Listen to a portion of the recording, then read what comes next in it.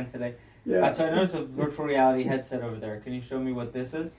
Yeah, so virtual reality is getting into all kinds of areas during our testing. This is one that we use for visual fields. And we have a number of visual fields that we can run. Okay. And the nice thing about it is that we have a separate little iPad. Yeah, I'm not going to actually put it on though. Okay, Yeah, and the iPad, it actually shows how the patient's doing during the testing. Wow. So it'll say, where they're missing the points, or where, if they're not looking at the target properly. It gives us a lot of background information. This virtual reality visual field test has a nice printout to it, so we can see exactly where points are missed. So explain to me how this works. What is this showing you as a doctor? Okay, so visual fields in general is like a map of how we see in both central and peripheral areas.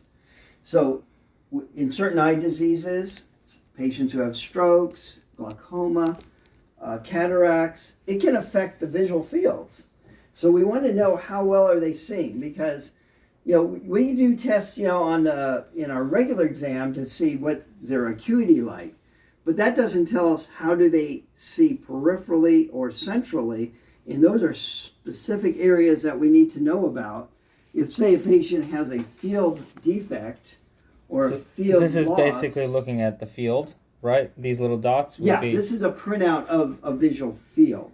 Right, and then you're looking at the dots that are marked X or Right. The ones that are marked X are the ones that weren't seen during the test. And so, for example, for this patient, they're top right, top left, and a little bit of the top, whatever. Which side is this is going from? Is this your side, right, my right, or your right? Okay, so this is a printout of the right eye. Oh, this is just one eye. Okay. Yeah, this is just the right eye, and then it shows the different quadrants. So we have the superior quadrant, the inferior quadrant.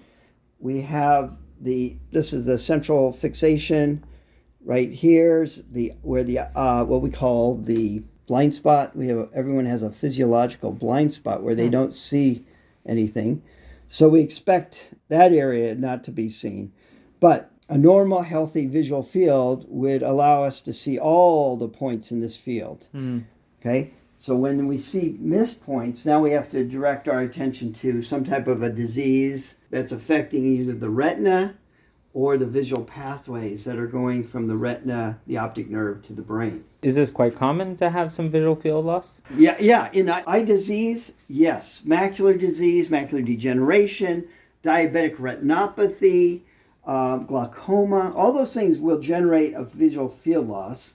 And then in our stroke patients, I think the statistic is that 40% of patients who've had strokes have some type of a visual field defect. Wow. So that's pretty significant. And the type of field loss can be related back to the actual disease. For instance, if the patient had a stroke on the right side and it would affect the right brain, then we would expect to lose visual field on the opposite side, on the left side. Okay, that's just based on how the neurology of the brain is set up.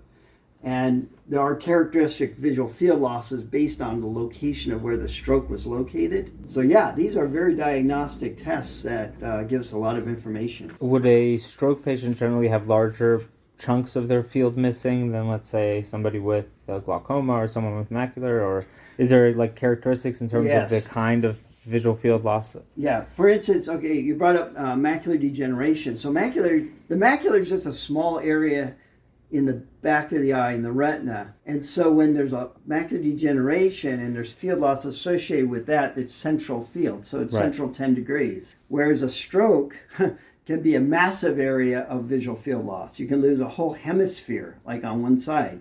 And it's very common to have a bleed on the right side in the brain and lose the hemisphere, the whole left side of the visual field. Now that would be the temporal visual field on the left side. This is hemianopsia? Yeah, and the nasal field on the right eye. So when there is a field loss associated with, say, a stroke, you have field loss in both eyes. Okay, but they're in different quadrants. Interesting. To start the test,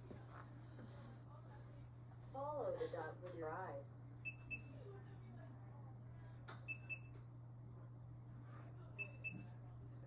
see any other light. Keep in mind